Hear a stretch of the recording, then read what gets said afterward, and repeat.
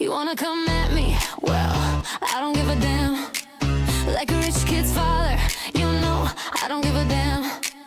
Not trying to be cocky, I'm just being honest, man. You don't want these problems. You don't want these problems. The best tag team Gen Z. The best tag team Gen Z. The best tag team Gen Z. You don't want these problems. You don't want these problems. Get your hands up, we are Gen Z. Baby, better stand up. Get your hands up, we are Gen Z. Baby, better stand up. Not to be dramatic, but we run the planet. Calling us a bad guy, but you don't understand it. Better than your average, better than your favorite. You don't want these problems. You don't want these problems. Best tag team Gen Z. Best tag team Gen Z. We're the best tag team Gen Z. You don't want these problems. You don't want these problems. Get your hands up, we are Gen Z. Baby, better stand up. Get your hands up, we are Gen Z. Baby, better stand up. Ooh.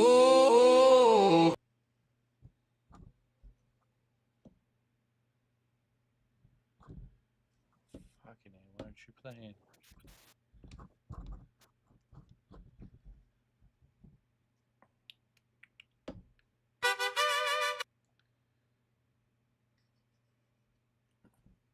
The rough streets of the coma raising me, Mark Reed out here. Nothing easy, better tuck the Jesus peace. Young black man in the wild northwest, trying to get it, never rest. Had to be the best. Broke as a joke, thinking about all the cash. My girl, she just left me, she thought I was trash. I'm looking at my homie like, man, you know what next. He said, fight your way out of this and got me a match. I was fighting in the streets. I'm fighting in the rain. And I came up, they said, how you do it? And I told them, me and Mark Reed. I've been fighting for the longest, I'm the Black Rock.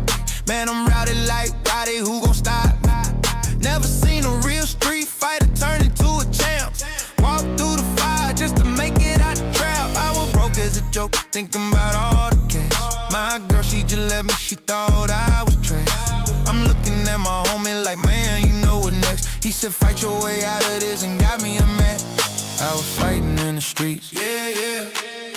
I'm fighting in the ring. And I came up, they said, how you do it? And I told them, me and Mark Reed. Yeah. The streets red. Me and Mark Reed. Came up in the ring. Me and Mark Reed.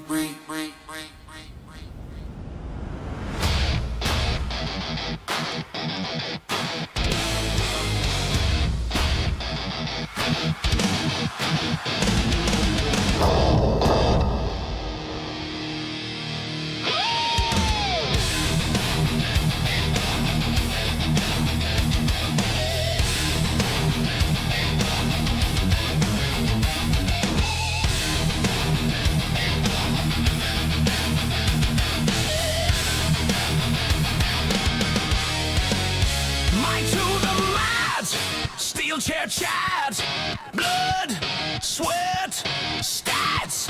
We rewind the wars and the wins. Bell rings again.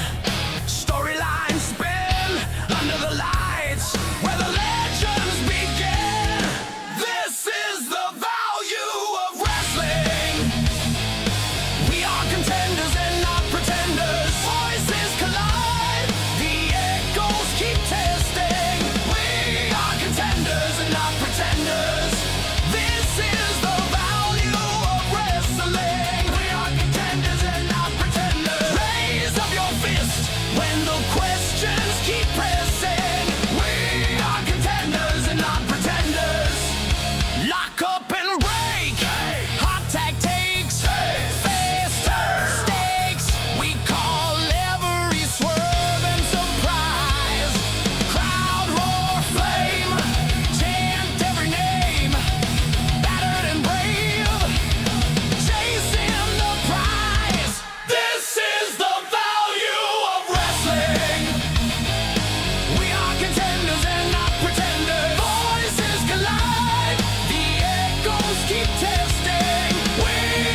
contenders and not pretenders. This is the value of wrestling. We are contenders and not pretenders. From bell to bell, every scar is a blessing. We are contenders and not pretenders. Yeah.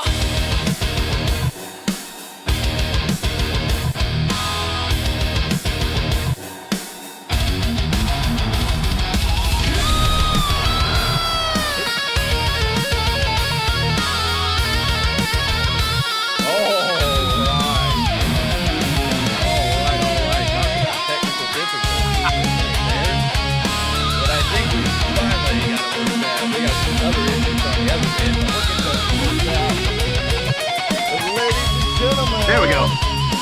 There we go. I'm here. Clip by clip, fight by fight. We live the bumps, we live the nights. Truth in the ring, pain in the proof. Every Roundup podcast. We are talking about something everything true. when it comes to pro wrestling. This is the value Yes, of ladies and wrestling. We are contenders and not pretenders. Voices collide. The echoes keep testing. We are contenders and not pretenders. This is the value of wrestling. We are contenders and not pretenders. Feel your heartbeat compressing. We are contenders and not pretenders. Words playing. Uh-oh. That's not good. Get it? Alrighty. It played through. All right. We are. Right. What a wild That's- night. Ladies and gentlemen, it's Value Wrestling. It is the weekly roundup podcast where we talk about everything in the world of professional wrestling. And of course, It's I'm your boy, joined Mr. by Z. the one, the only, Big man. the big man. Mark out or get out. If you ain't hit a mark out, then get out. You gotta be like Yeah. me, slapping me, slapping me slapping me, me slap. Yes, ladies and gentlemen, of course, I am the one, the only. Bravo, Tango. And we welcome to the weekly roundup podcast where we talk about everything going on in the world of wrestling. We're going to run down Raw. We're going to talk about SmackDown. We're going to talk about AEW Dynamite. We're going to touch on TNA and their pay-per-view last night, Rebellion. We're also going to get into the Triple A show, where for the first time ever in Triple A or in wrestling, period, it was crazy to think. I was sitting there and originally coming from Broken Arrow, Oklahoma, JBL makes the comment that the original or the real El Gringo Luchador or El Gringo, Grande. El Grande Americano is from Broken Arrow, and I'm like, oh my gosh, Broken Arrow making the headlines on TV. That's crazy. Yeah. So we got that. We got news about Ric Flair. We got news about an old friend called Alberto Del Rio. We got news on the Tony Khan Vince Russo bro interview. We're going to go over. The big man's going to do Japanese wrestling in 5 minutes. And we got this week in wrestling history. We're going to give you some details from April 5th to April 11th because it's this past week. And then we're going to wrap up the show beautifully in a nice package for you when we give you our predictions for WrestleMania, which is going to be next weekend. It's a huge event, as you all know. So, ladies and gentlemen, sit back, relax, get yourself a cold one because we're about to get wild right here on the Value Wrestling, where we talk about Just don't everything. don't have me nothing. I'm trying to stay Yo. evenly your boy, balanced Mr. Z. until Friday. After Friday, I'm Mark out or get out. If you ain't hit Whatever a mark out, happens, then get out. You gotta be like me, slapping me, me slapping. All right, ladies and gentlemen, let's start off hot with your Monday Night Review. Monday Night Raw from Houston, Texas, on this past Monday, April 6th. CM Punk opened the show. He came in the ring set cross-legged, and I think you know what we got. We know there's been a lot. We got Cody's great promo from the SmackDown before, and then here we are with CM Punk dropping Pipebomb 3.0 or 4.0. I don't know what variation we're in, but he came out and he dropped it, and you know, he paid homage to Paul Bosch and the territory days, and then he got into Roman, telling him, you know, if he didn't have the family to take care of him, you know, for sucking at playing football. Called him a buck-toothed nepo baby who ate dog food for a weird old man. Called him safe, boring, and plastic and manufactured. And man, the Did he crowd. talk about his smile too? He was talking about something with his teeth. I was like, damn, Well, like we're going. he's had those fake teeth, those worked on teeth, the buck tooth nepo baby coming, and then you know, he really laid into Roman Reigns. We got a little, he talked about, you know, for somebody who's here, Punk was getting booed a little bit in the beginning, but he turned them all, and everybody was like, we got pot bomb 2 or 3.4.5.0, whatever it is. And everybody was eating out of Punk's hand by the end of the night. This was a true pipe bomb. And then before that, we thought he was done, and then he came back and he attacked Pat McAfee, as I would say, for running his mouth. Talked about the, you know, hey, you know, if you're upset with the people who write the tickets, maybe you got to go talk to the agent that shoehorned you into this crap. So a lot of things hit there. CM Punk hit on Roman Reigns, Pat McAfee, TKO, Ari Emanuel, Vince McMahon. I mean, he covered the whole gamut and put Raw on fire to start it off with. People are going back and forth on this pipe bomb. Some people love it. Some people hate it. I think he did his job. He got it over, and we have the new pipe bomb. Yeah, no, definitely. And no one's seen it coming, as it should have been. He hit everybody. I mean, when he said, Roman, you ate dog food for a weird old man, I was like, wow. Yeah, no, he popped on a lot of true points, brought some of the reality to this, and was a true pipe bomb. And turned up the energy for this up to 10. Yeah. And I'll tell you right now, if people are going into Mania thinking that these two legitimately are cool with each other, I'm sorry, folks. I'm willing to bet that they absolutely hate each other right now. Yeah, no, it's going to be a match for the ages. It's going to happen on night 2. It's going to be a great match. I'm glad they're putting it as the main event, the night 2 main event. That's where this is be. This is the biggest event. This is going to have the biggest payoff. It is finally CM Punk, to me, getting his true main event moment. I know last year they said he got a main event, but it just didn't feel as big as and important as this one does. And I think it got overshadowed in the end. But the crowd was electric. They were chanting CM Punk as he walked out. Then we got Austin Theory with Logan Paul taking on LA Knight, and ISO Speed trying to get the curse reversed. And ISO Speed messing up again, getting involved, allowing Austin Theory to get the win over LA Knight. And we also know that ISO Speed had a match on the Speed episode of this week's Speed. Ooh. So ISO Speed getting in the ring a little bit there. Bayley defeated Last Legend. The crazy team of Penta, Dragon Lee, and Javon Evans, Let's Get Bouncy, defeated Los Americanos, where there's a guy who wants to use my name but doesn't know how to properly use it. And Rhea Ripley and Io Sky defeated BFAB and Mishin. But decent Raw. Lots of good stuff on the Raw, and we keep building forward.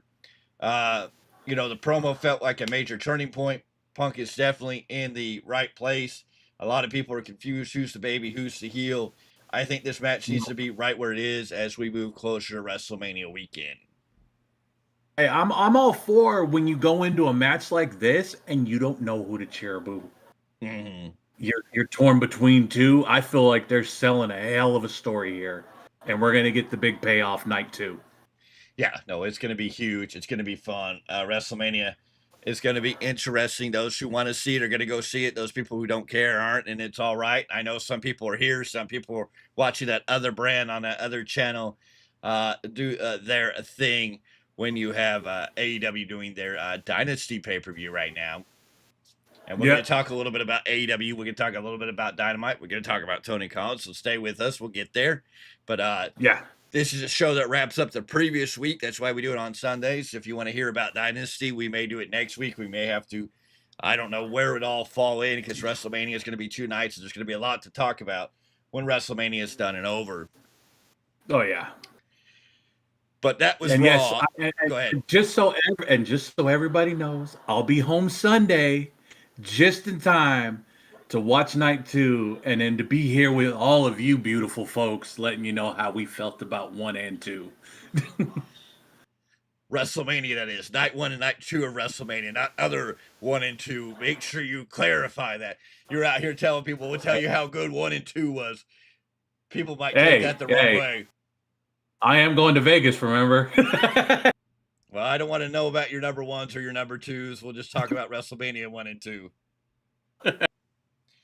Anyways, that was Raw. Raw was good. And then we jump into SmackDown, which was in California, in San Jose, on Friday, April 10th. And yeah, we started with Cody coming to the ring. A lot of backstage segments on SmackDown with Cody, with Jelly Roll, with different elements, and a background player, and Aleister Black. I don't know how many people caught that when Cody was talking to Nick Aldis in the beginning. Aleister Black was behind the truck walking around. Then when Jelly Roll confronted Pat McAfee, Aleister Black was in the background again. There's interesting predicaments. A lot of people talking about when Cody and Nick Aldis were talking outside the arena. Triple H and Shawn Michaels were on the truck in the background. I don't know if all these truck issues everybody always talks about, they're just trucks. They happen to be there. I don't know if they're doing it on purpose or it just happens to be the ones. The only person really worried about the truck is Danhausen, because he keeps wanting to find his face on there. But we open Pat McAfee in the ring. He calls San Jose a shithole. And he gets mad at CM Punk for calling him McAfee. He refers to Cody as a cosplay champion. Just a lot of stuff here. Pat McAfee trying to go out here and be heel. I don't know who taught him to shoot a promo. His promo skills were subpar.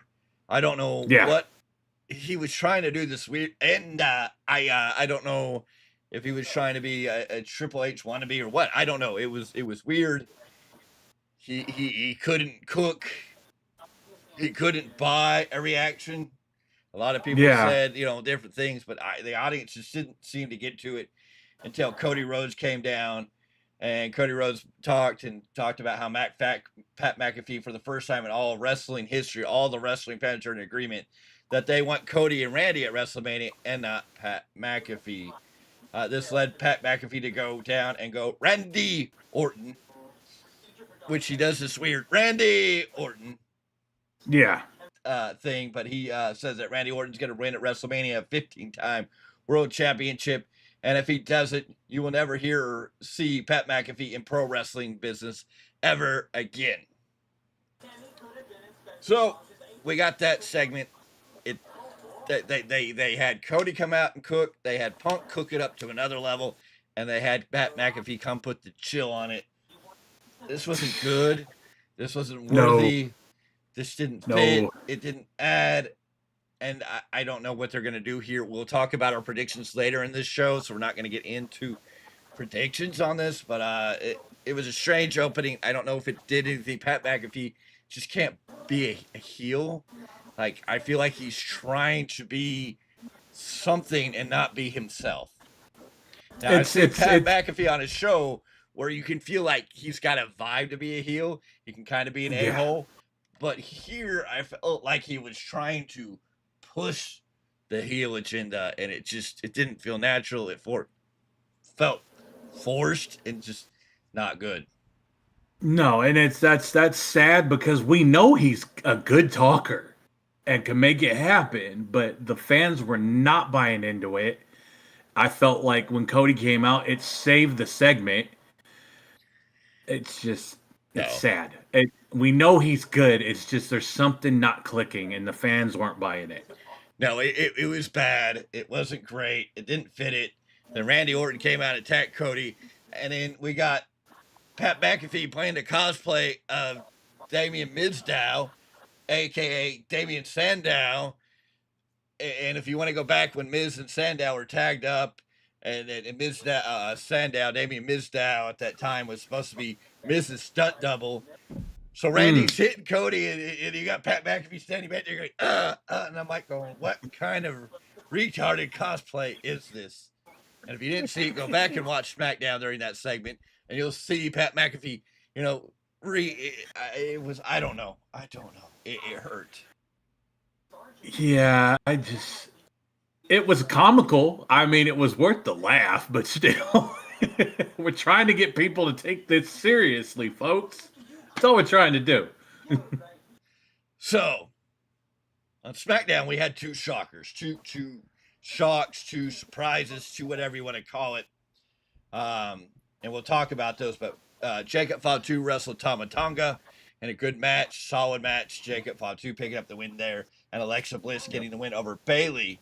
But in one of the surprises for me, and I guess it had to happen at some point, but it was interesting, Danhausen made his in-ring debut, picking up a win over the male detoxifier in Kit Wilson. Kit Wilson out there with Miz. They were backstage talking about the curse, no curse. But Danhausen having his in-ring debut, I didn't know if WWE was going to actually let him wrestle at any point. I was kind of surprised here. They did it. Him and Kit Wilson. A decent match, not a great match. Kit Wilson knocked down Danhausen, was going up to the top rope to hit his maneuver off the top rope, and Danhausen set up like the Undertaker, cursed him, and the pyro went up behind Kit Wilson. Kit Wilson fell down on the ropes, gave himself a painful nut job, and then collapsed over. Danhausen used a bicycle kick that was not very impressive to pick up the 1, 2, 3. And Danhausen gets a win. He gets a big pop. The Miz tries to hit him with the what is Miz's? Skull crushing finale. Yeah, the skull crushing finale. The lights go out, and Danhausen escapes. Danhausen using the supernatural powers. When is the Undertaker going to show up and show Danhausen how to really use supernatural powers? I don't know. This is an interesting segment. Danhausen wrestling wasn't a match I'd say go back and watch. Didn't do anything. No, it's not the right about. But Danhausen in-ring debut. I just thought they were going to have him just stick with the backstage segments. But I mean, at some point, you got to let the man get in the ring and get his chops wet and call it a day. So it was what it was. I can't really defend it or approve it or be happy about it. But he was there. It got done. Yeah. No, we got there and we told a story. Whether it was perfect or not is hard to say. But we got there. Now, and the big news, San Jose lit up because we finally got the in-ring debut of a man well-deserving in his home, not his hometown, but his home area of San Jose, California. Royce Keys, a former Powerhouse Hobbs, made his in-ring debut. Berto, sadly, got the unlucky straw draw of being the victim to a massive spine buster. Powerhouse Hobbs, Royce Keys, that's what we should call him now. Royce Keys getting the dominant win in front of the hometown area crowd. And everybody said, oh, Royce Keys isn't going to be in WWE. They already fired him. Well, ladies and gentlemen, he debuted where he needed to debut. Made sense. Hopefully he'll be on this Friday SmackDown. Hopefully they'll do the, if they don't do it at Mania, if they do it at SmackDown, the Andre the Giant Memorial Battle Royal. Royce Keys needs to go in there, give him the rub, give him the shine of winning that, and hopefully do something with that. Royce Keys getting the rightful place was San Jose. I'm glad they waited till San Jose to do this. I don't think there's anything wrong with it. People could say what they want, but Royski's is going to be something special going forward in WWE. Why did it take so long? Who knows? Maybe they were waiting for San Jose. Maybe it was just some things of getting things cleared. But hey, it's done. He's here. He's arrived. Oh yeah, no. First off, great stuff. Seeing someone from the Northern California independent scene on WWE television in his home area, the Bay, getting that pop. Like, that was beautiful. He got the pop he wanted. Went in there, dominated, and that was it. And I think it was last spring he was here in Lodi at LodiCon, if I remember correctly. Yes, he was. Yes, he was. But that was under Powerhouse Hobbs. Now he's Royce Keys. People upset about the name change. I like the name change. I like the look. I like the feel. I think everything's going to be more serious, and he's on the right path. Oh, definitely. Just so everyone knows, he will be at World. He will be in Superstar Row. I will be making sure I see this man before we come home. But there you go. So that was SmackDown, a solid show. Lots of stuff building there. The continuing of Randy, Cody, Pat McAfee, and of course Jelly Roll getting in there. Rumor is we're going to see Randy Orton and Pat McAfee versus Cody Rhodes and Jelly Roll at Backlash. We'll see. We'll see. Yeah, I think that's where we're at now. Yeah, it's a lot of what ifs, but like we said, folks, WrestleMania, this is like the go home for everything, all the build up for the year, all the rivalries coming to an end, and then Monday we'll see what happens. Yeah, so it's going to get interesting, but now it's time to talk about the big man's favorite night of the week. When meat slapping takes center stage on Wednesday nights on Dynamite. Yeah, we're going to talk about AEW. What meat slapping? Oh, what? Just one big meat person? Hey, your buddy in record time did something special. Just a week ago, we were talking about the new and youngest IWGP champion winning the title and now showing up in AEW. We made the joke how long. Well, it didn't take long because he showed up. He's now helping out AEW. And so this past Dynamite this was before Dynasty. Will Nightingale retained the TBS championship against Queen Amanada, Abadaba, whatever her name is. Yeah. And then Hikaru Shida was at ringside watching closely.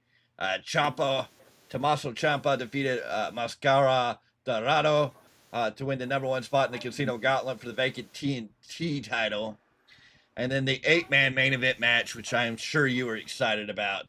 Will Ospreay and the rest of the United Empire, Callum Newman, Hanara, and Francisco Akira defeated the Rough Riders Shawn Moxley, Claudio Castagnoli, and Daniel Garcia.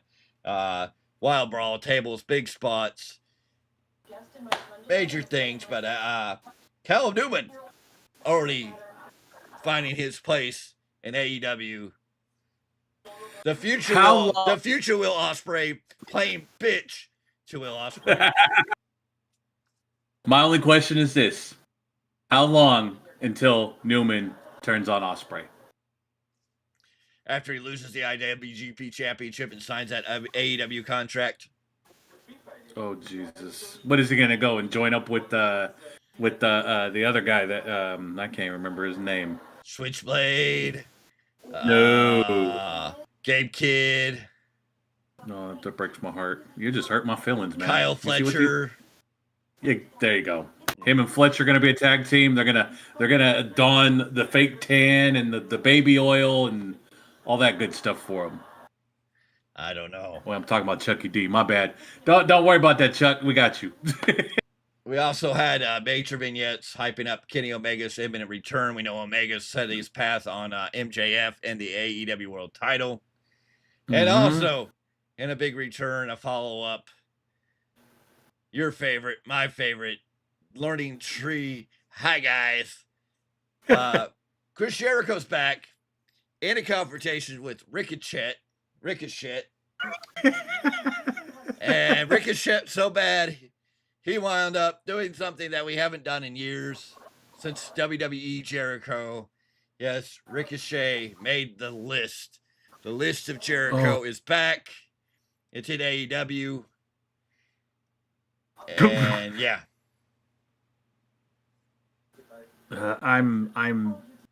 I've got nothing anymore. Are they running out of ideas? It's like we're just recycling old WWE gimmicks. So it's, hi guys, you made the list. Well, how long do you think before we end up on the list? Any idea? Unless we're trying to make the list, I don't think we're relevant in Jericho's little world of relevancy. But hey, I hear Tony Khan likes to work with small creators. He likes to do interviews with small creators, except recently, and we'll talk more about that later. So if Tony Khan ever wants to get with the value of wrestling and do an interview, the door's open. We'd love to sit down and have that conversation. We can do it wherever, whenever, however. We got you, Tony Khan. Somebody make sure Tony Khan knows the value of wrestling. Would love to sit down and do an interview with him. And we'll even talk about I love to understand Tony Khan's thinking. I love to understand Tony Khan's ways. I love to understand Tony Khan more overall. Yeah. Whether I agree or disagree with him. Yeah, well, like I said, we're here to give our opinion, folks. You don't have to agree with it, and that's fine. That's the beautiful thing about being a professional wrestling fan is we don't have to agree. But AEW Dynamite setting themselves up for Dynasty, which is going down right now. Dynasty is on the air, or was on the air. I don't know where they are. 7th hour of the show, maybe. I don't know what time they started. I haven't paid much attention. They started at 2. So yeah, they're in about hour 6, 7, somewhere in that ballpark. So, yeah, check the comment box because he had a good question.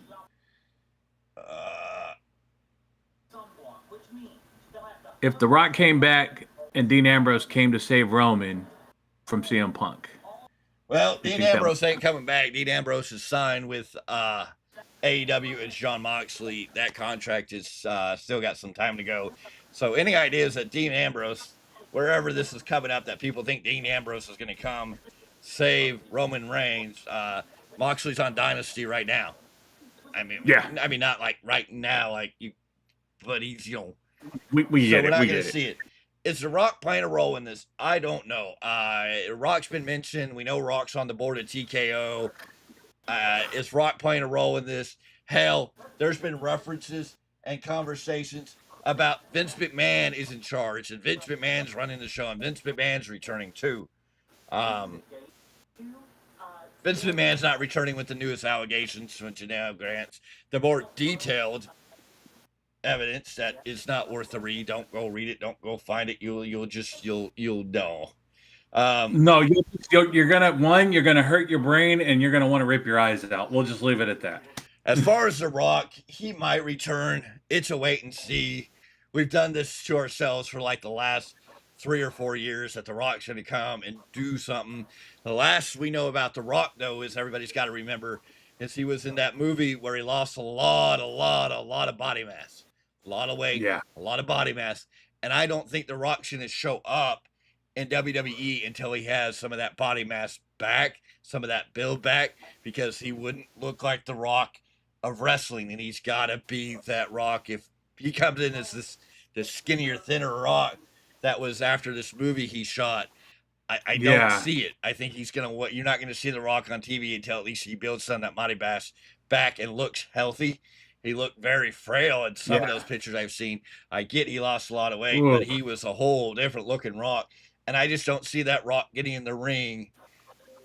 No, I think it's true. It was a dramatic change when I saw it. You put him in the wrestling ring and try to be The Rock. I don't think people are going to believe it. You couldn't even pass him off for how he looked as Rocky Maivia. Yeah, no, because he was smaller than that. And this is not putting down The Rock. We're not attacking The Rock. I'm just saying he lost a lot of weight to do the movie, to play this role, So now he doesn't look like The Rock, and I don't think he can come back without fitting that role, especially if he's going to wrestle. He's really got to beef up and get back into that shape if he's going to be Rock the wrestler, or the fans are not going to, he's not going to be what he needs to be this dominant presence. Now, if he'd been around regularly, it'd be different. Right. No, it's all good. And we understand that. It just, he's always moved. Like we know The Rock, he's very big about being in top peak form, and him coming back right now after that movie, he's nowhere near his usual form, and he doesn't want to do that. No, there's a lot of rumors. There's a lot of speculation. Who they may have called. There's still a lot of family members out there. Zilla Fatu is still waiting in the wings. Even though I agree with a lot of people and think Zilla needs to align himself with Jacob Fatu. Then you could build Jacob and Zilla as a tag team, and maybe they face the Usos and other teams, and you can do some stories there. So we'll see. I don't think the Usos and Roman are as aligned as a lot of people are trying to make it out to be. They've had their segments with the CM Punk thing to get it over, but I still think there's a lot of friction there. Oh yeah, definitely, most definitely. But moving along, we got Yes, sir. TNA. TNA had a great Impact show, building into last night's Rebellion that went down in Cleveland. Delivered several title changes, and some shocking things happened there. Mike Santana defeated Eddie Edwards to retain the TNA Championship. The System of Bear Bronson and Brian Myers defeated the Hardys to win the TNA World Tag Team titles, which is his major shift. And that leaves the Hardys open for any possibility. The Hardys and Matt, especially, have been teasing a return to WWE tag team titles. There could be something. And all that being said, Mustafa Ali defeated Trey Miguel to become the new TNA International Champion. Ariana Grace retained the TNA Knockout Champion over Li Ying Li, who can't catch a break there either. No, not at all. And it just, first off, let me go through this.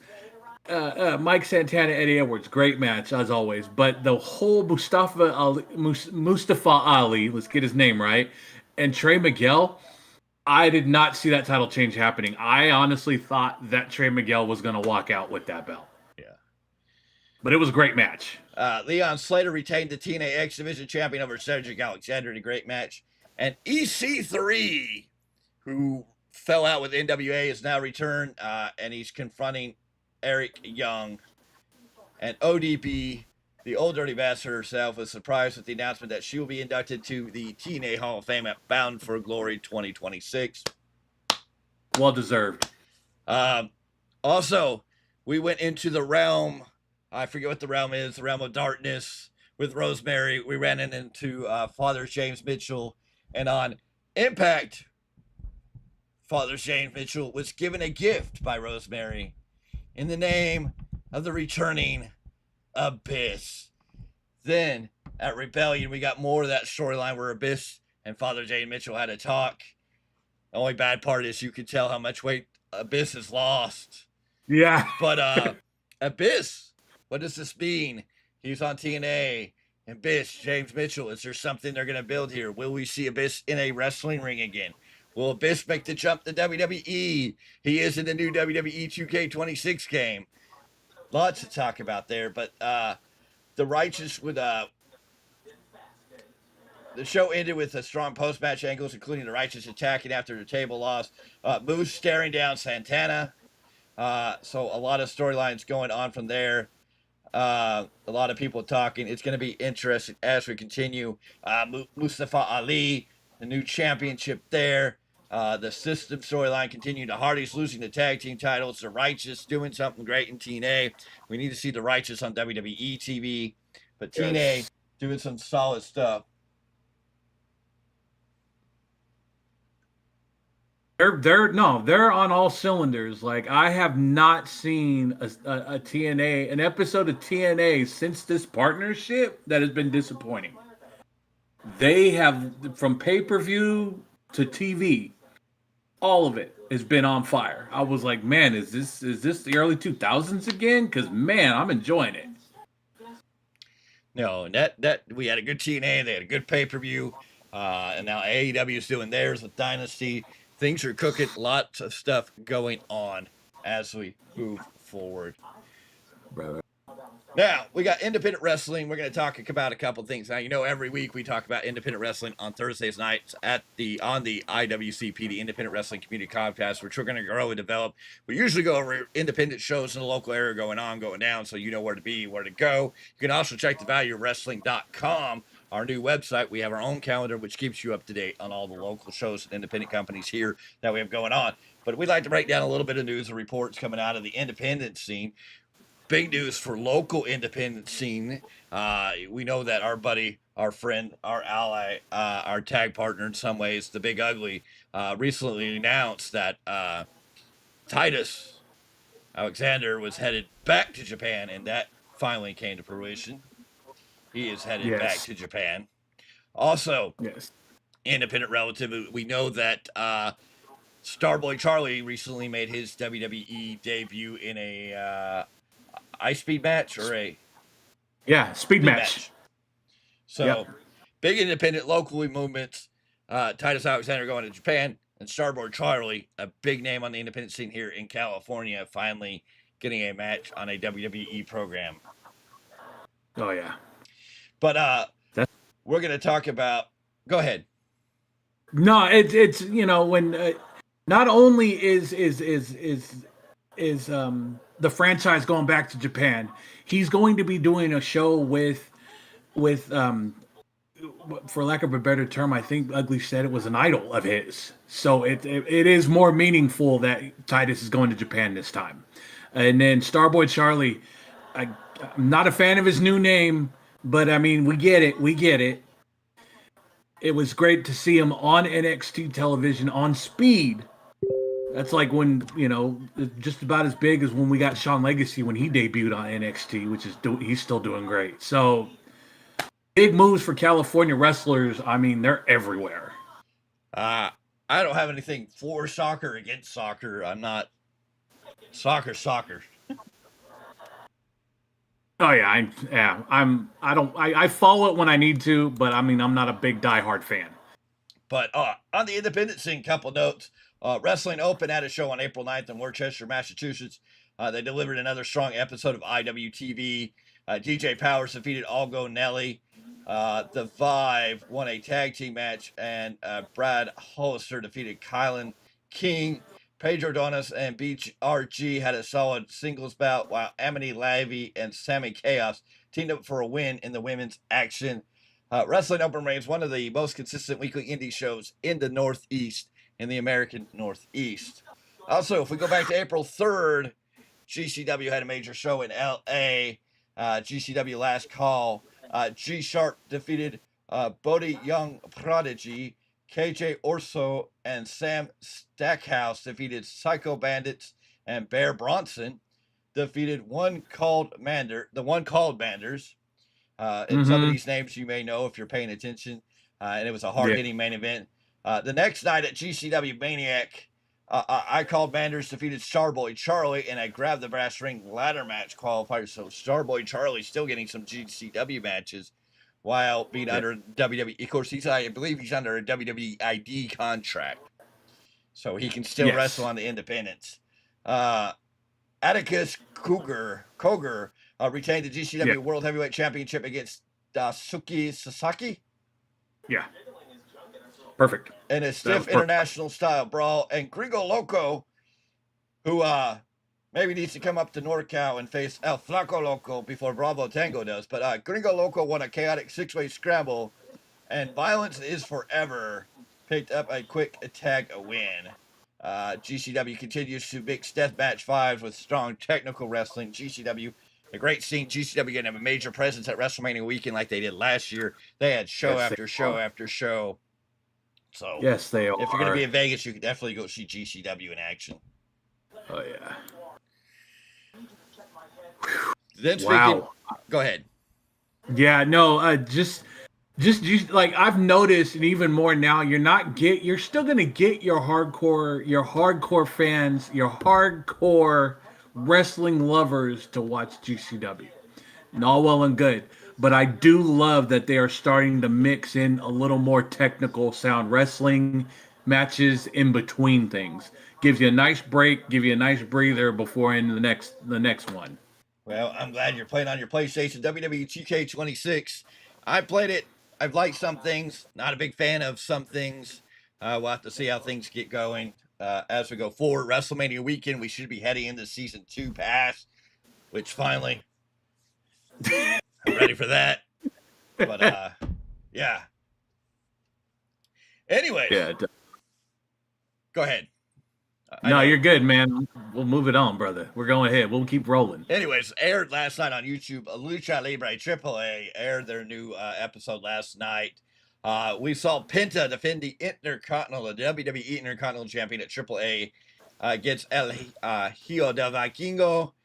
He retained after some interference from Mini Vikingo, but Penta retained the title. Flamer had her record-breaking Lady Reyes championship coronation segment, which was interrupted by a very special, well-produced introduction to La Catalina, who made it clear she's coming for the title. And, of course, the original El Grande Americano had a match with Octagon Jr. Octagon Jr., well known in Mexico, in historical Octagon Jr., the son of Octagon, and then the stories go on. And then when you have Pentagon, and you could dive into Lucha Libre, Mexican AAA, all this history, there should be a book written about it that would take days to read. But yes, it's awesome. But after the bell, El Grande Americana issued a direct challenge. He wants a mask versus mask match against Octagon Jr. at the upcoming AAA Mania 24. Triple Mania, of course, Triple A's WrestleMania is just as big and as extravagant, if not more extravagant. Because WrestleMania does away, but when you do anything in Mexico that's like this, you take extravagant and you times it by 100. Like, it's always more. Yeah. It's gonna be. I mean, if no one has watched a Triple Mania, you're in for a treat because the pageantry alone keeps you interested. So it's interesting that we're gonna have a Grande Americano versus Octagon Jr. for the mask. I would have thought this would have been a Grande Americano versus the original versus the real, but we're gonna get it here at Triple Mania with Octagon Jr. So it's gonna be interesting to see how that plays out. Yeah. So lots of stuff going on in wrestling. A busy week. I mean, I gotta keep saying it. Grande Americano, not the OG, the one that everyone loves, is just super over in Mexico. I can't get over it. He's over it. When JBL said the real Americano, that he's not even Mexican because he likes schnitzel and is from Broken Arrow, Oklahoma, I just fell out laughing. Because it was hilarious. And Broken Arrow, Oklahoma, a hometown of mine, a suburb of Tulsa. It was just like, what? But no, all this stuff's good. I'm enjoying watching AAA. It's good stuff. They're putting on good shows. They're putting a lot of things there. The mixture of stars of WWE down there, and then you have all this craziness. It's just it's insane crazy. Yeah. No, I was just even Mrs. Z was like, wow, she's amazed with how over this man is. It's unbelievable. Yeah, the Discord is the Value Wrestling Discord, just like everything else. Yes. So I mean, you can hop on the Discord, you can't hop on the show, but anyways, with that said, I think it's time for Japanese wrestling in 5 minutes. With the big man. So, big man, do your thing, brother. All right. Just don't cry about Cal Newman going to AEW. Okay, first off and foremost, I got to tell you guys right now, if you're waiting for Dragon's Gate and if you're waiting for AJPW, please bear with me. I've got a lot on my plate. I haven't been able to catch up yet. But I will talk about a couple of things coming out of New Japan, which makes me laugh because we had Sakura Genesis. You guys already know who is your current and new IWGP Heavyweight Champion. And that's already out the window. I don't care anymore. But for the World Television title, still your champ, Inosuke Takeshita, not defeating, but it came to a time limit draw with Shota Umino. Great match. I really hope they run this back. Shota is really starting to come into his own since he's been able to kind of branch away from stables. Tag team titles, the Knockout Bros, still on top of their game. The IWGP Heavyweight Champions, Yuto Ice and Oscar, defeating Ryoe and ZSJ. Beautiful match, great match. If you're talking heavyweight tag team action, the Knockout Bros are kind of like the one thing that's going right now, and it's making their tag team division more successful. Going through, you got more things coming off. United Empire, obviously, doing what they're doing. They had their one match against Unbound Co. I don't even know what to call them anymore because Bullet Club's gone. But no, they jumped straight from going from having their tag team title match to beefing with the Death Riders, I think it is. So we'll have to see what happens there. If there's going to be anything that takes place in Japan or not, we'll have to find out.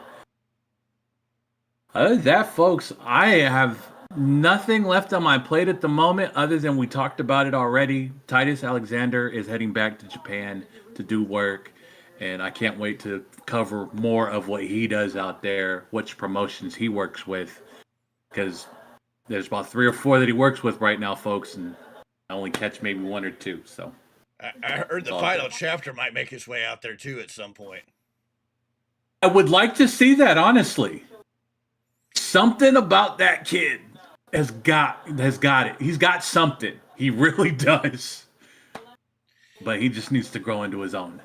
So, what about contracts over in Japan? Do you see any contracts coming up? Do you see anybody jumping to AEW or WWE? Because we had, what's his name? A big name that just signed with WWE and is going to show up in NXT, a big major player in New Japan. Oh, I've talked about this many times. Guys, folks, since House of Torture is House of Torture without a leader, because that leader is the man they call evil, we're just waiting for his debut. And yes, folks, he is going to NXT because he asked to, not because they told him. So all of that hearsay and whatever you're saying on the internet, that's not true. He's willingly going to NXT because there is a system you have to learn. Yeah. Now, who do you think should be the next jumps? Because it seems like New Japan is barely holding on at times because they're losing everybody. I mean, War Dogs are gone. Callum Newman is their new champion, is already showing up on AEW. Dave Finlay, who's a big piece of their puzzles, already jumped to AEW. War Dogs are gone. Bullet Club is dead. That's been the main staple in New Japan Pro Wrestling for the last 20 years almost? 22, from what I heard. I know 20 for sure because we just celebrated that not that long ago. So, yeah. No, as far as what bugs me, and it's like you just saying right there, it's who's going to take that flag. Who's going to take the flag of New Japan and stand with it? Because right now money talks, and Tony Khan has a lot of it. So until they figure out who's that next key, well, they're just gonna. They take him and make him look stupid. But maybe I need to go reach out to Ugly, get back in, get all the steps in place, and then head over to Japan myself, and then sign Bravo Tango to New Japan Pro Wrestling. Maybe I hook up and link up with the franchise, the final chapter, maybe a few other pieces, and we create a brand new Bullet Club. There you go. I'd take that. But you know what? Would it be too? You can't say that foreigners don't get over in Japan. I mean, I always use Eddie Guerrero as the prime example. Red, white, and blue trunks doing what he did out there. Well, we know Hogan wrestled over there. We know Andre wrestled over there. Big Van Vader was huge over there. Sting even made huge impact in New Japan Pro Wrestling. Stan Hansen was huge. Oh, yeah. Dr. Death Steve Williams, most of his career is in Japan wrestling over there. I mean, there's a lot of American names that went over there and made their name. I mean, AJ Styles, Cody Rhodes reinvented. I mean, if it wasn't for Japanese wrestling, some of these guys wouldn't be as big or who they are today. It was a staple in what they did. I mean, you gotta say it. I mean, look what the Bucks did while they were with Bullet Club before they did what they did. They were super over out there too as You well. mean when the Bucks were over before they became the Tampon Bucks? Exactly. Well, before they got their exit geared in by God properly. Well, ladies and gentlemen, that's been your Japanese wrap up in 5 minutes. It's a big man plus a little over 5 minutes, but that's okay. But let's talk That's about all right, some of the big news of this week. And one of the big news stories is Ric Flair and his crash out over Roots of Fighting WWE. So Ric Flair publicly blasted WWE on April 7th after learning he was no longer allowed to be a part of Roots of Fighting apparel line. He posted on X accusing WWE of trying to destroy his legacy, and even went to say, "What more of my legacy do you want to destroy, WWE? Now you are trying to kill me and diminish my legacy." So recently, Roots of Fighting have made a agreement, a pact, become I don't know the legal word or the business word right now off the top of my head, but they're a partnership with WWE, and so we're going to see more WWE people and Root of Fighting stuff come together.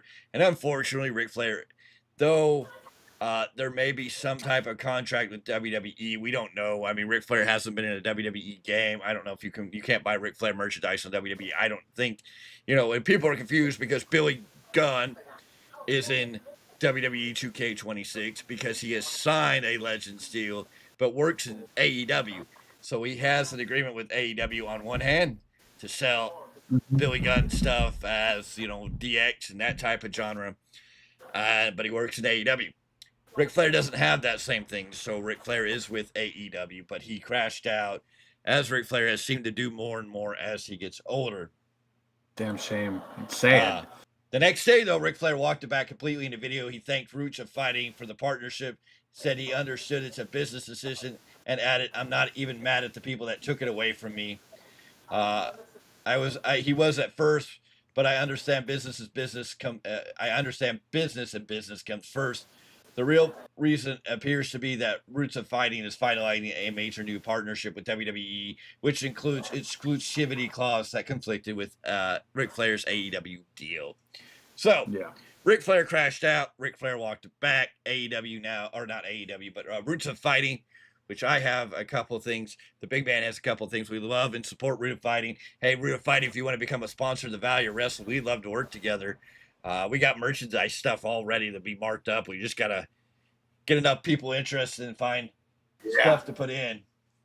Definitely. No, and then you Cool, not brother. just that. We'll catch up with you. Sorry I didn't catch that sooner, but yeah. Yeah, and then we had Roots of Fight, great brand. We love it. We definitely rock it everywhere we go.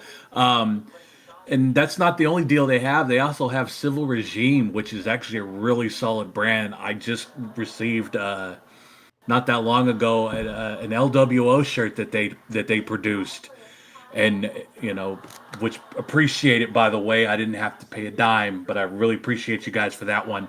If you guys are looking for a partnership, our door's open. You just got to let us know. And we're willing to work. We're looking for partnerships. We're looking to help independent companies grow and get their name out there. We'd love to have independent wrestlers, independent bookers come on the show and have interviews at different time. We'd love to, work and help promote your shows. We're looking for partnerships, whether it be a business partnership where there's merchandise to be sold that we can get over and work on that way, or, a partnership with independent wrestling. We're always there. But my buddy, I see you had to go. Please keep in touch. We understand. I do apologize. I have 5 screens I'm looking at. We have a screen here with the logo. I have a screen over here with all the technical stuff.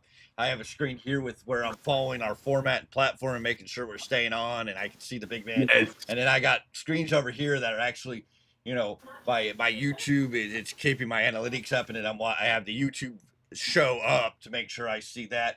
So there's live, There's on a slight delay. There's like 20 different things. I have TikTok up on the screen here. We're so sorry. If we missed the chat, please forgive us. Yeah. My YouTube chat's more over here. My TikTok chat's more in my eye view, so I do have to look over here to.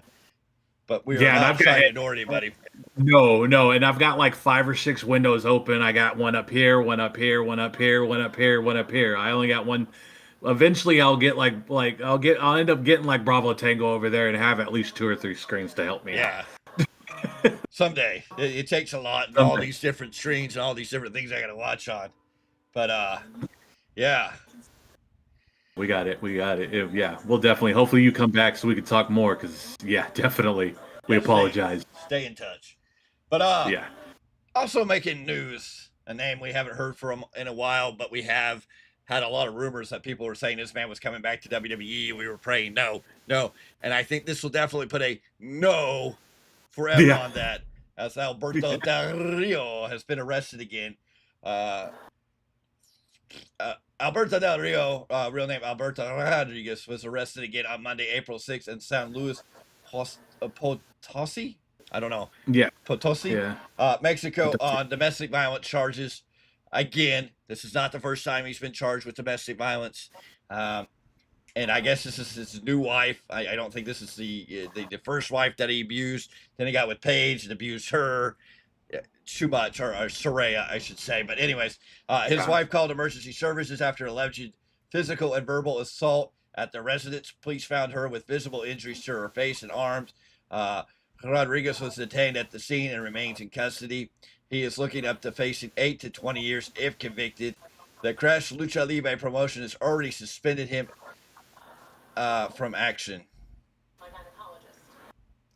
Suspended for now, but he'll be getting his papers while he's sitting behind them bars. I thought he was past this because we haven't heard anything about him doing dumb stuff. I do apologize. TikTok dropped for a second. We're back live on TikTok. But yeah, no, I thought we were good with Alberto Del Rio, but here he is again. He needs to learn to keep his hands to himself, and he may have to learn that in prison. Well, he gonna learn something, but So I mean, it's just not worth. It's your boy, Mr. Z. I hate to see him be in prison and mark out or get out. If you ain't hit a mark out, then he's another one of those that could have been something more. Me slapping me. He really could have. Yeah. Me slapping me. Me slap. If you ain't hit a mark out, then get out. Oh, because it was meat slapping meat when I was talking about Del Rio, and I might have to learn a lesson the hard way. I just hope it's not some bad meat slapping. That could be bad. It's all good. Anyways, ladies and gentlemen, we thank you for being here. We thank you for watching. We still got some more stuff to talk about. We're not going anywhere. Just giving us a minute to breathe. Living the nightlife. We're about to get into a big interview that went down that everybody's talking about. My new style to fly. If I didn't give it, it's not yours. I told you to be cautious. You lost it. I might need a drink for this. Hold on. You lost it. Life is too sweet, too sweet. Life is too sweet, too sweet. Oh Life man. is too sweet, too sweet. Yes, ladies and gentlemen. Life is too sweet, too sweet. It's the Value Wrestling, and this is the Weekly Roundup podcast. We thank you for being here. We're 1 hour into this. We got a little more to go. We're trying this whole new platform. I feel it's doing a whole lot better. I feel like we're more on track and pacing this better. We hope you like it. Let us know in the comments on TikTok, YouTube.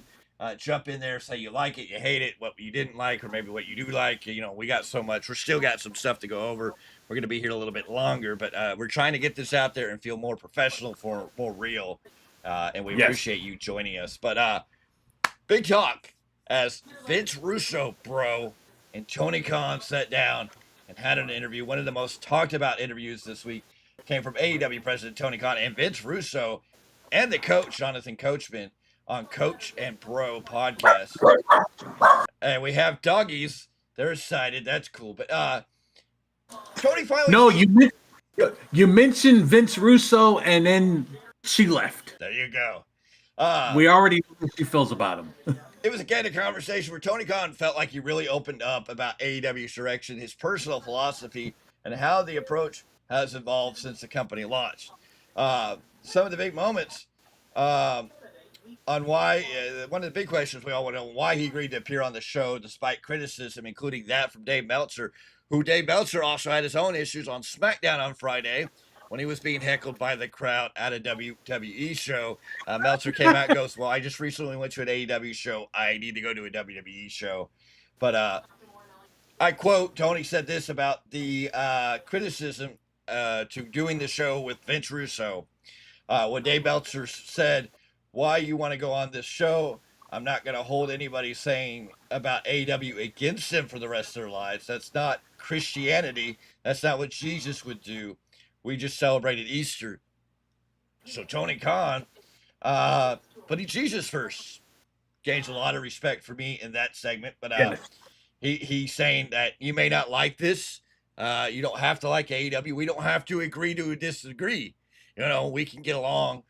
And that's why I love to have Tony Khan come here on Value Wrestling and have some of this conversation, because we love to enrich and have that conversation to agree and disagree some more. But he's like, hey, we don't always have to agree on everything. That's it. He was asked how his strategy towards AEW and the wrestling business has changed. And Tony went on to say, I quote, I changed my approach. At the beginning of AEW, we were really was a collective rebel spirit. Now I think AEW is very established and people know AEW has a quality product and a lot of fans. And I do want to grow that fan base, but the way I would do something now might be different than how I would have done it 6 or 7 years ago. So Tony Khan maybe learning a little bit here, maybe coming out and saying, hey, some of the things I've done in the past didn't work. Maybe I need to do things differently. Competing against WWE may not be the right direction right up front. So lots of stuff to say there. He was talked about tough times and what matters most to him. And he said, I came out of wanting for AEW to succeed and for AEW to continue more than anything. What we were able to do to rebound that from, obviously, I wanted in a perfect world, everybody to be able to get together and work together. The past few years have really kept AEW strong, and to me, that is most important. And finally, he was asked, go ahead. Well, I'm going to go ahead and comment that. Let's call it a spade here, folks. The pandemic really hurt wrestling on all fronts. And to still have some kind of momentum to keep going after all that. No fans, no sound, but still running strong. I mean, I gotta give AEW a little credit for that, because no one had it easy during those 2 years. It was rough. So I gotta give them their flowers on that. They held it strong. They produced quality wrestling shows during the pandemic, and we appreciated all that. Yes, no, they tried to do something. They did quality stuff then, but here we are now. Tony Khan also, we've talked about this in this interview about his interest and his dealing with bidding when WWE was up for sale. He did say he was very interested in the process. And I think if there was going to be a sale, I would at least have to have a chance to be involved. And if it had gone for any less than that, I would really kick myself. So Tony Khan was interested in buying WWE, tried to buy WWE, kind of like, I don't think he was a serious buyer, but he wanted to be at least a part of the segment or the process and not let the process pass him by just in case, if he would have been able to get it for a bottom dollar, who knows where we'd be today. Right. Well, I can't knock them for that.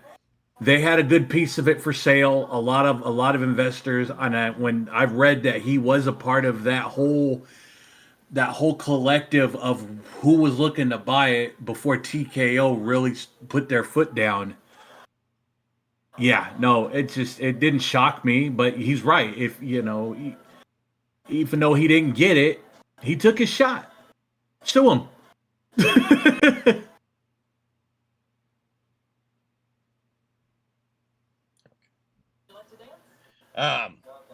But yeah, no. I think what stands out most of this is Tony Khan has definitely shifted his consciousness from being a rebel spirit to really emphasizing forgiveness, long-term stability, and keeping AEW strong rather than the rebel fighting, taking shots at AEW or at WWE. Yes. And Vince Russo actually praised Tony heavily throughout this. And they had a great segment where they loved what Vince Russo is doing with the wrestling companies involved in, whose name I can't remember right now. Yeah, I'm shocked he's involved with wrestling again. I just don't know how I feel about it. All right, but I think we feel the way we do because we know what he did. yeah, You want to talk? We know what he did. we know what he and did, bro. He went crazy, Yeah, bro. we know what he did. Well, yeah. So when are we going to see that forklift match? Just asking. Well, whose mom are we putting on it? Maybe we can make it happen. I think we can make it at a. Maybe we got to reach out to Ugly. We'll put you on a forklift. Bravo Tango will fight El Flaco Loco at the Jackrabbit Brewery on a forklift match. We'll suspend you. Winner gets to keep the big man. Somebody get that out to El Flaco Loco. We got a deal, Flaco. Can we make a gentleman handshake? Ugly, match are you here? Are you in the chat? Big Hefe. Ugly, are you in the chat? Ugly Does for Jackrabbit Brewery. Forklift match. El Jefe, the big man, on the forklift. 10 feet in the air. On a chair. Me, El Flaco Loco, Bravo Tango, El Flaco Loco. Let's book it. Oh, there's your money match. We'll have to see. Someone's going to get it to him. I know it. We'll hear about it later. Anyways, and I think Tony had a great interview. I think this was a good interview. Tony Khan did a great interview. I'd love to have Tony Khan on here to talk with us. I think it'd be really, really good. Oh, yeah. It's just, now that we've heard him talk and actually have a discussion and getting to understand him a little bit better, I was like, all right, I got a little respect for the guy because he actually went out on a limb and really talked rather than just being the basket case that we would see on TV. Exactly. So I can't really knock him for that. I got to commend him for it. Well, ladies and gentlemen, that's been your news and rumors. That's what we got there. What we're going to get into now is This Week in Wrestling History. We asked AI to bring us the top 10 moments in wrestling history from between April 5th and April 11th. And of course, this is a time of year that a lot of stuff happens because WrestleMania is always this season. So we have some good top 10 here, starting with number 10. On April 11th, 2005, on Monday Night Raw, John Cena would defeat JBL in a brutal match to win his first of 17 WWE championships, kicking off one of the longest and most iconic title reigns of the Ruthless Aggression era. Wow. 2005, 21 years ago. 21 years ago. I was living in Southern California at the time, so I probably remember watching that match in the TV room because we had to sign up if you wanted the TV for a certain block. And I used to always write in Monday night between 8 and 10. Yeah. I wanted the TV. I was living in Florida at that time. No, we were living in Florida. Yep. Yeah.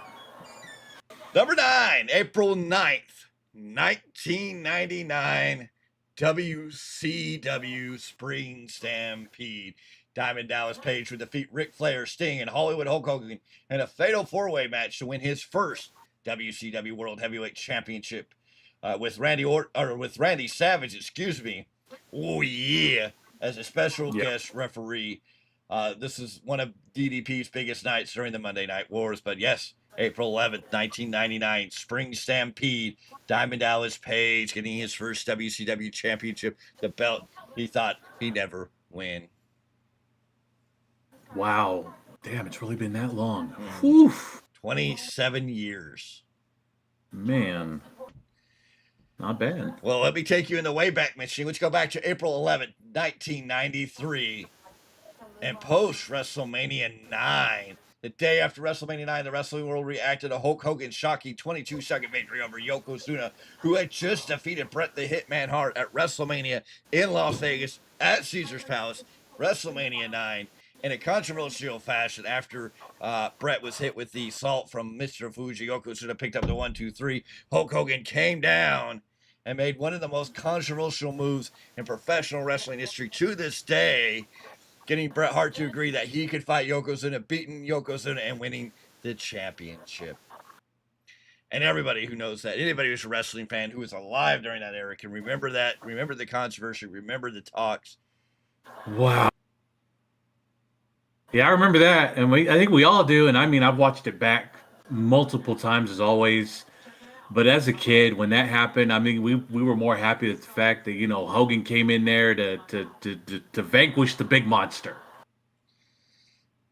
Well, number 7, April 10th, 2011. I was on a plane, or I was maybe in the air. I may have been overseas on deployment at this time. April 10th, 2011, WrestleMania 27, The Miz defeated WWE Champion John Cena in the main event.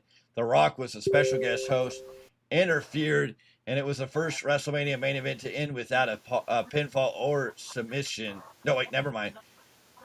John Cena, okay, I read the wrong one. The Miz defended the WWE Championship against John Cena in the main event. The Rock, as a special guest host, interfered and cost Cena the title, igniting their massive future rivalry.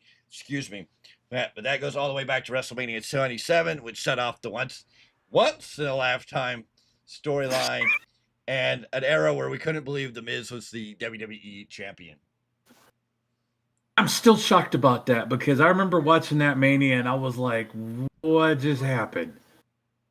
Who would have thought The Miz was going to walk out of WrestleMania with the World Heavyweight title? And we let John Cena and The Rock, a once in a lifetime, twice in a lifetime event.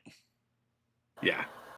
Number 6, April 9th, 2000, WrestleMania 2000. Triple H retained the WWF Championship in a fatal 4-way main event against The Rock, Mick Foley, and The Big Show.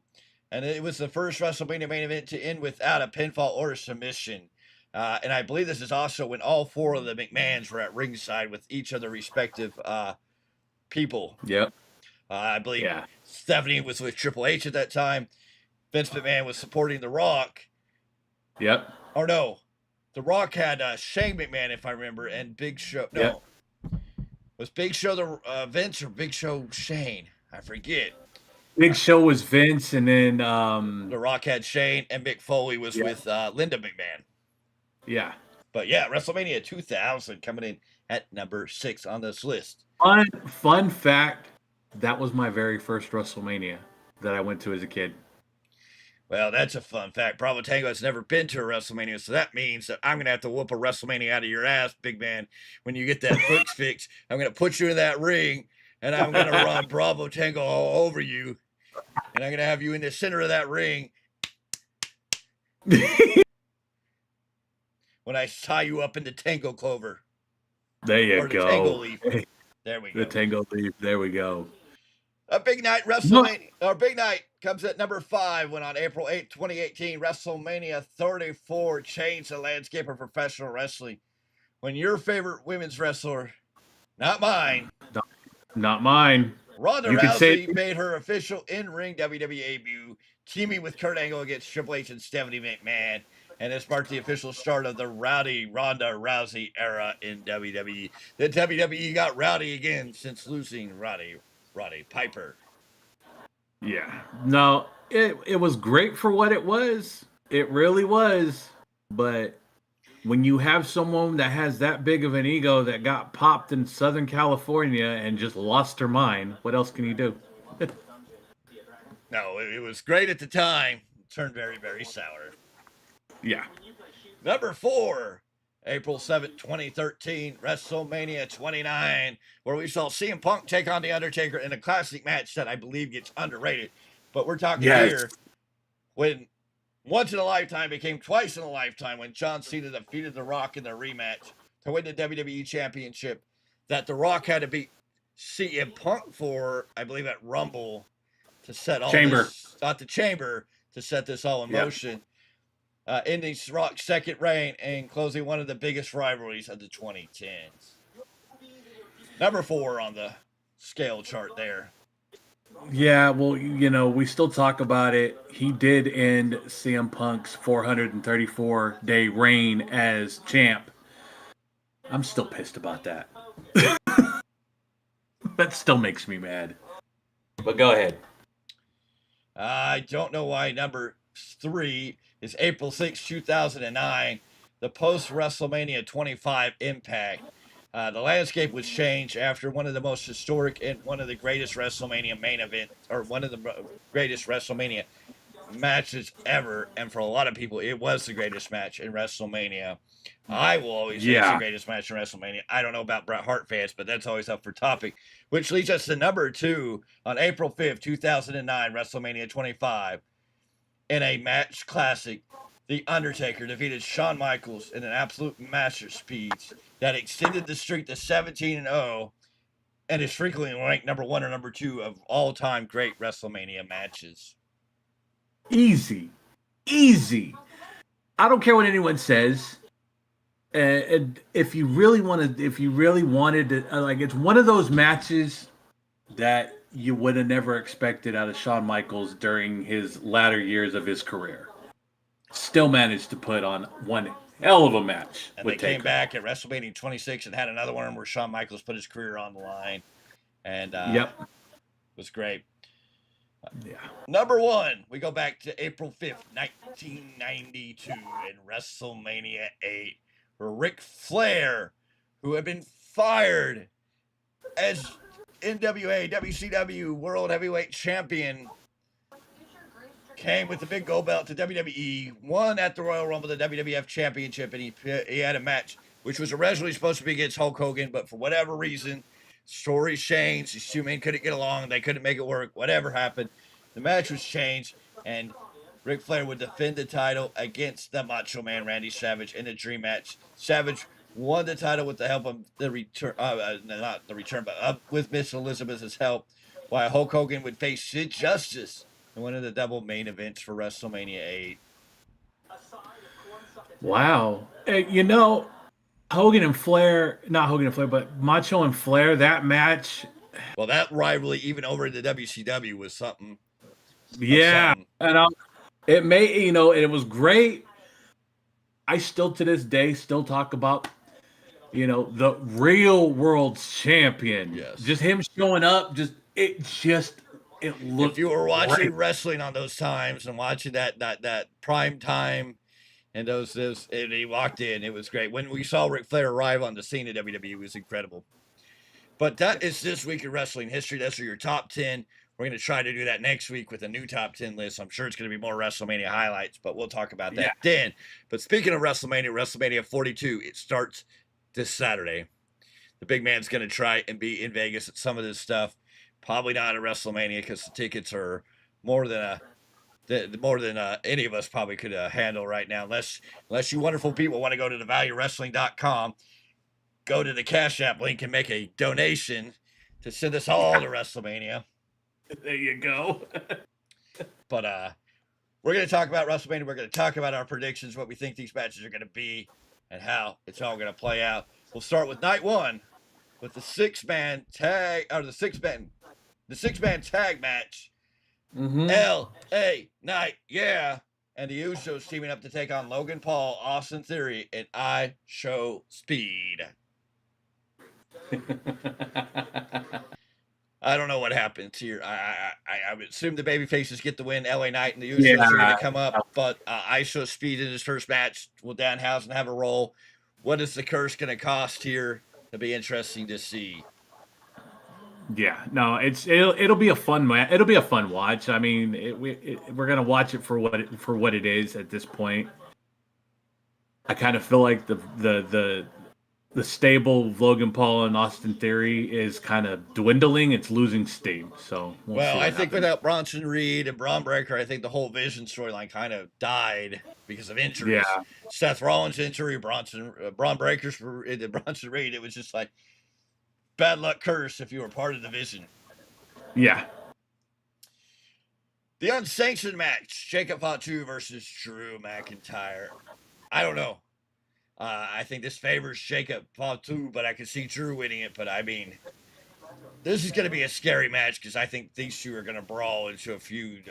This is going to be a feud we're going to be talking about in the history. This is going to be one of Jacob Fatu's greatest rivalries. When you get to Jacob Fatu's career, him and Drew McIntyre are going to have a long, illustrious career of rivalries as this progresses. I'll go with Jacob Fatu on this one. Oh, I got Jacob on this one. It just makes sense. I feel like this is going to be his big match. This is going to be the definite big match. It'll be a tone setter of what's to come. From there, we got the Women's Intercontinental Championship match. The defending champion AJ Lee versus Becky Lynch. I got Becky winning this one. It makes sense. I want AJ to win. But I mean, Becky could win. AJ could win. I don't know. You give the belt back to Becky. Becky's already, a 3-time Intercontinental Champion. This kind of sucks. Yeah. I don't know. I'll go with a safe bet with Becky. Yeah. Seth Rollins versus Gunther.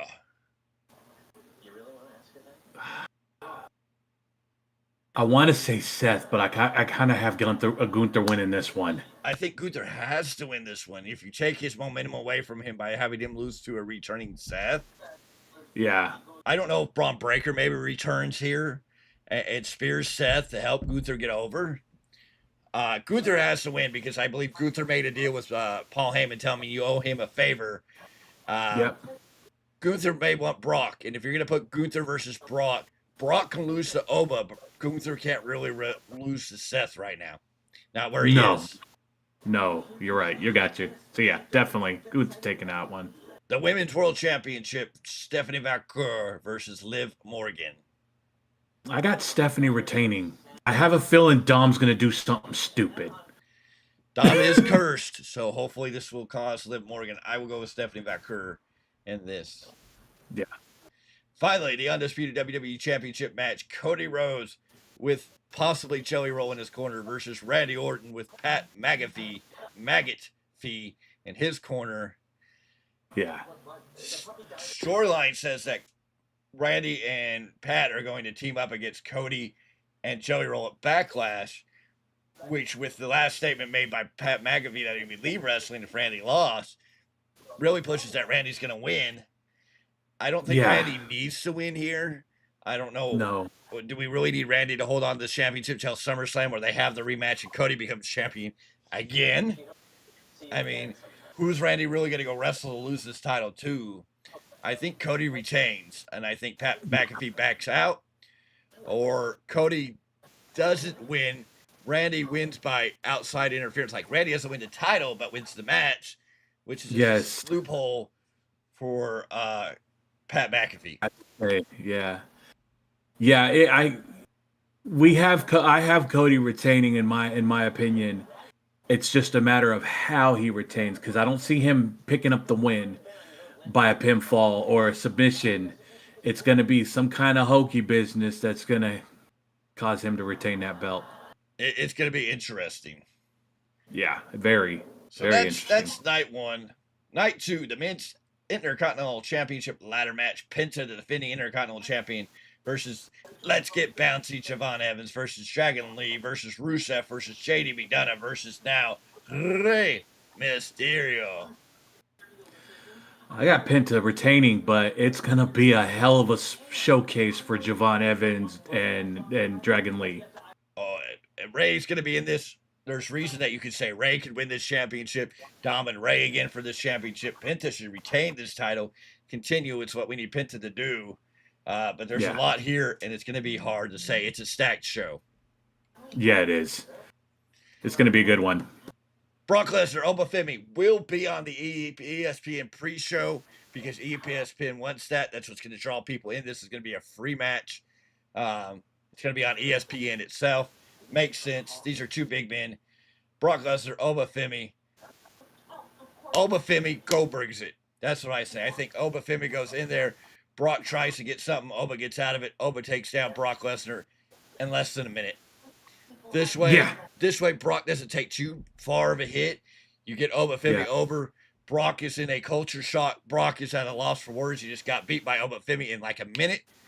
This is where you enter Gunther to make fun of Brock Lesnar. Like, it's time for you to retire. Gunther, Brock Lesnar, SummerSlam, Brock Lesnar's retirement on the line. I think that's what you need to do. Oba Femi needs to be brought quick. I don't know if I want to see Oba and Brock go in a very, very long match. I don't think it's important unless you're going to have Brock dominate Oba until Oba comes out. It just don't make sense. Oba's getting over. Oba feels very Goldberg, Brock Lesnar-esque. This is why I think Oba needs to go in and just take it to Brock, knock Brock out. 1, 2, 3. Less than a minute. I was thinking this needs to be Brock Kofi Kingston on Fox debut. Yeah. Brock's gonna rush him, get caught up, he's gonna get too overzealous, get caught with that power bomb. 1, 2, 3. He's gonna come out swinging and get too overzealous. Yes. The WWE Women's Championship, Jade Cargill versus Rhea Ripley. I got Rhea winning because I feel like this is not going the way they thought it was going to with Jade. I think Jade retains. I think Io Sky is going to accidentally cost Rhea. Ooh, that'd be a good one then. Then the main event, the World Heavyweight Championship, CM Punk defending the title against Roman Reigns. The only thing that makes sense here, I know a lot of people are probably going to go Reigns, but I got to go Punk. Punk has more stories, more people to go fight than Roman does with this title. If you give Roman the title, who does he lose it to? What, Seth when he comes back? Unless you're going to give it to Seth for Punk to chase Seth. But Seth is babyface, so it's going to be interesting. Yeah. So no, I got Punk winning only because, like we said, there's more stories to tell with that. But there is the story to tell with Roman losing. Chief with no tribe, island with no chief. Like, there is a lot of story you can take that to. No, it's very, very true. Anyways, ladies and gentlemen, that's our predictions for WrestleMania. And an hour and a half in, we've gone through this. What did you think of this show? Drop your comments, drop your suggestions. Whether it be on YouTube, whether it be on TikTok, let us know how you feel, what you think, what you saw. Do you agree with our comments? Do you disagree? Do you agree with our predictions? Do you disagree? Let's have that interaction. Check out thevaluewrestling.com to keep up to date with us on everything going on and all the local independent companies, big events, a lot of other stuff going on. We will be back maybe next week. I will let you know as we get closer to how this is all going to play out. WrestleMania is going to take up a lot of time, so we're going to have to see. We may have to do a Monday weekly roundup next week or something. Yeah. I don't know. We'll let you know. But we thank you for being here. Make sure you like, subscribe, follow along, keep up to date. We are here for you, ladies and gentlemen. We're always here for a fun time and a good time. We hope you like the new show. Stay with us. Follow along. We are The Value of Wrestling. The big man, Mr. Z. I'm Bravo Tango. We are contenders, not pretenders. And we're going to get out of here. We thank you for being here. We thank you for joining us. We know it's a longer show, but it's a better show for sure. It's a good one.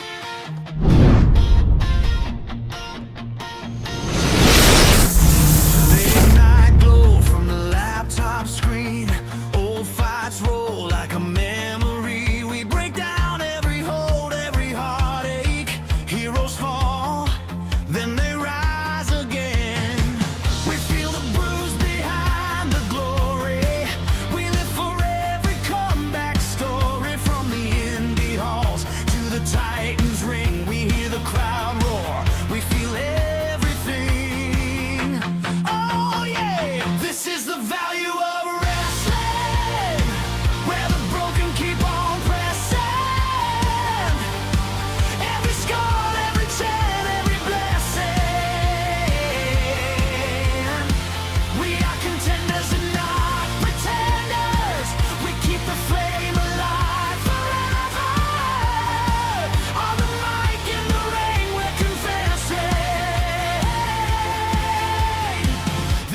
value of wrestling.